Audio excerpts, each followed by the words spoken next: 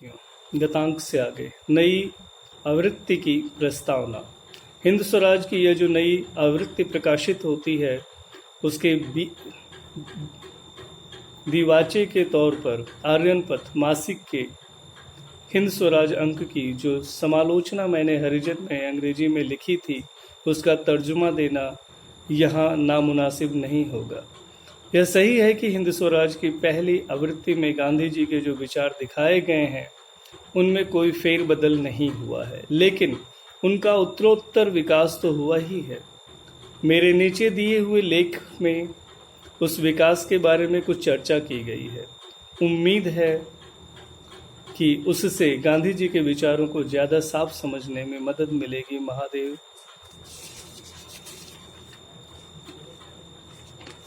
हरि भाई देसाई। महत्व का प्रकाशन। आर्यनपथ मासिक ने अभी अभी हिंद स्वराज अंक प्रकाशित किया है।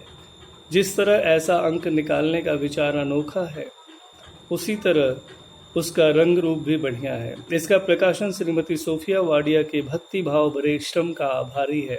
उन्होंने हिंद स्वराज की नकलें परदेश में अपने अनेक मित्रों को भेजी थीं और उनमें जो मुख्य थे उन्हें उस पुस्तक के बारे में अपने विचार लिख भेजने के लिए कहा था।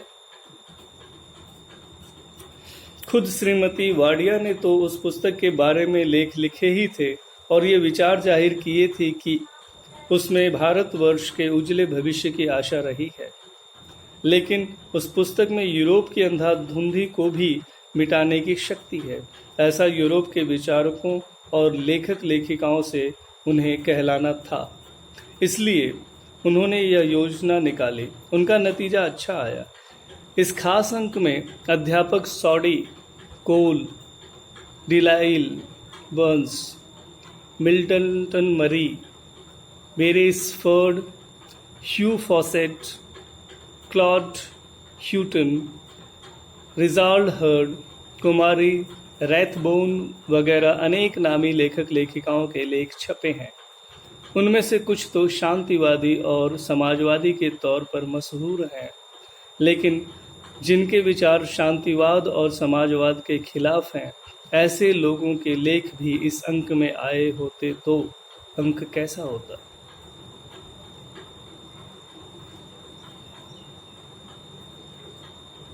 जो लेख दिए गए हैं उनकी व्यवस्था इस तरह की गई है कि शुरू के लेखों में जो आलोचनाएं और उज्र आए हैं उनमें से बहुतों के जवाब बाद के लेखों में आ जाते हैं, लेकिन दो एक टीकाएं लगभग सब लेखकों ने की हैं। इसलिए पहले उनका विचार करना ठीक होगा। कुछ बातें ऐसी कही गई हैं जिन्हें तुरंत स्वीकार कर लेना चाहिए। अध्यापक सॉडी ने लिखा है कि वे हाल में ही हिंदुस्तान आए थे और यहाँ उन्होंने ऐसा कुछ भी नहीं देखा जिसे ऊपर ऊपर से देखने पर ऐसा लगे कि हिंद स्वराज में बताए हुए सिद्धांतों को कुछ ज़्यादा सफलता मिली है। यह बिल्कुल सच बात है। ऐसी ही बात मिस्टर कोल ने कही है कि गांधी जी की सिर्फ अकेले की बात सोचनी हो तो वे ऐसे स्वराज के नज़दीक इंसान जितना पहुंच सकता है उतना पहुंच ही चुके हैं।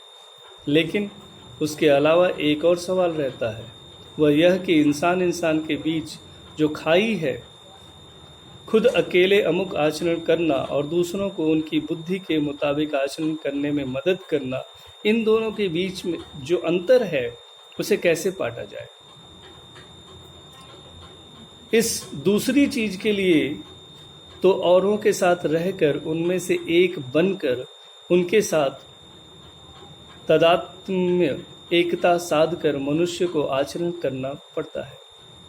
एक ही समय में अपना असली रूप और दूसरे का धारण किया हुआ रूप यानी व्यक्तित्व, जिसे खुद जांच सकें, जिसकी टीका टिप्पणी कर सकें और जिसकी कीमत आंक सकें, ऐसे दो तरह के बर्ताव रखने पड़ते हैं।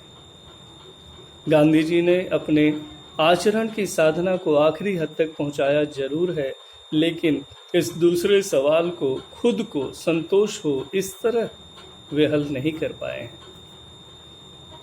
फिर जॉन मिल्टन मरी कहते हैं कि वह भी सही है कि अहिंसा को अगर सिर्फ राजनीतिक दबाव के साधन के तौर पर इस्तेमाल किया जाए तो उसकी शक्ति जल्दी खत्म होती है। और फिर सवाल उठता है कि ऐसी अहिंसा को क्या सच्ची अहिंसा कहा जा सकता है? लेकिन यह सारी क्रिया लगातार विकास की क्रिया है। उस साध्य की सिद्धि के लिए कोशिश करते करते मनुष्य साधन की संपूर्णता के लिए भी कोशिश करता रहता है। सैकड़ों बरस पहले बुद्ध और ईसा मसीह ने अहिंसा और प्रेम के सिद्धांत का उपदेश दिया था। इन सैकड़ों वर्षों में इक्के दुक्के व्यक्तियों ने छोटे छोटे और सीमित प्रश्नों में उसका प्रयोग किया है। गांधी जी के बारे में एक बात स्वीकार हो चुकी है, जिसका जिक्र करते हुए इस लेख संग्रह में जिराल्ड हर्ड ने कहा है कि गांधी जी के प्रयोग में सारे जगत को दिलचस्पी है और उसका महत्व युगों तक कायम रहेगा। इसका कारण यह है कि उन्होंने समूह को लेकर या राष्ट्रीय पैमाने पर उसका प्रयोग करने की कोशिश की है। उस प्रयोग की कठिनाइयां तो साफ हैं, लेकिन गांधी जी को भरोसा है कि इन मुसीबतों को पार करना नामुमकिन नहीं है। हिंदुस्तान में 1921 में जब प्रयोग नामुमकिन मालूम हुआ और उसे छोड़ देना पड़ा, लेकिन जो बात उस समय नामुमकिन थी वह 1930 में मुमकिन हुई। अब भी बहुत बार सवाल उठता है कि अहिंसक साधन का अर्थ क्या? उस शब्द सबको मंजूर हो ऐसा अर्थ और उसकी मर्यादा तय करने से और उसे चालू करने से पहले अहिंसा का लंबे अरसे तक प्रयोग और आचरण करने की जरूरत है। पश्चिम के विचारक अक्सर भूल जाते हैं कि अहिंसा के आचरण में सबसे जरूरी और न टाली जा सकने वाली चीज प्रेम है, और शुद्ध निस्वार्थ प्रेम मन की और शरीर की बेदाग निष्कलंक शुद्धि के बिना संभव नहीं है और प्राप्त नहीं किया जा सकता। हिंद स्वराज की प्रशंसा भरी समालोचना में सब लेखकों ने एक बात का जिक्र किया है, वह है गांधी जी का यंत्रों के बारे में विरोध।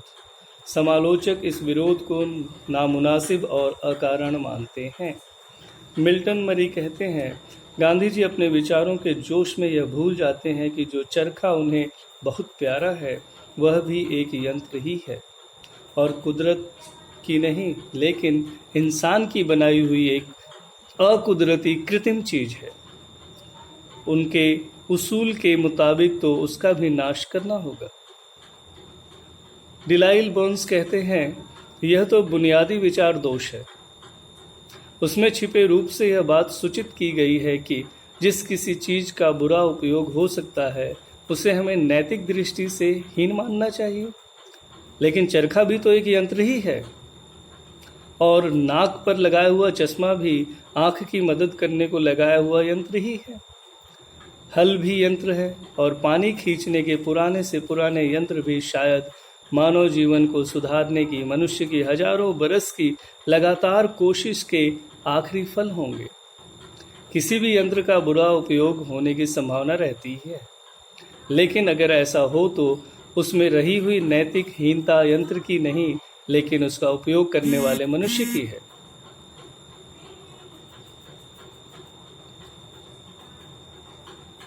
आज के लिए इतना ही। धन्यवाद साथियों।